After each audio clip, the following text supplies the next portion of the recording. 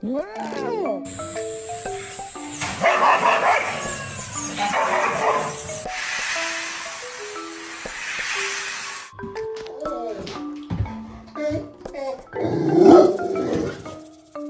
You're not dead. Get in the cage. Bro, I see you looking, bro. What the fuck?